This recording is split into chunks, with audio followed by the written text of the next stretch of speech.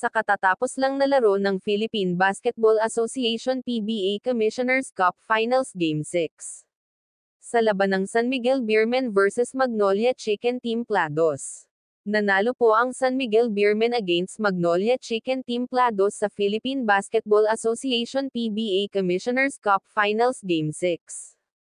At nakuhang muli ang kampyonato sa Philippine Basketball Association sa score na 104-102. Nakuha ni CJ Perez ng San Miguel Beermen ang Finals MVP honor.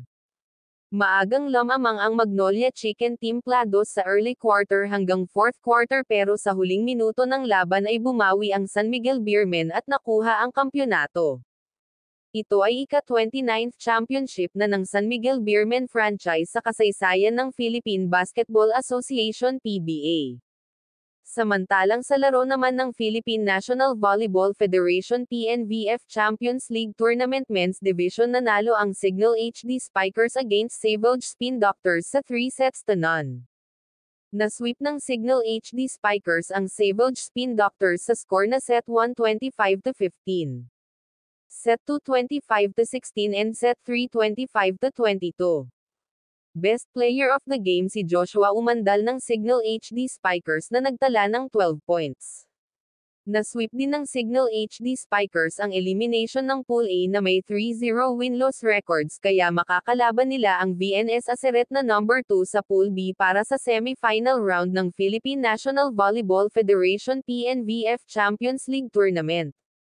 Samantalang nanalo rin ang College of St. Benilde Blazers kanina against Philippine Navy sa 3-1.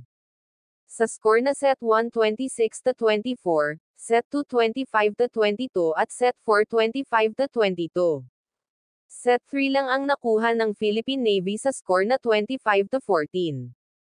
Kaya pasok na sa semi-final round ng Philippine National Volleyball Federation PNVF Champions League Tournament ang College of St. Benilde Blazers at makakalaban nila ang number 1 ng Pool B na walang talo ang Iloilo The Navigators na may 3-0 win-loss records sa elimination round.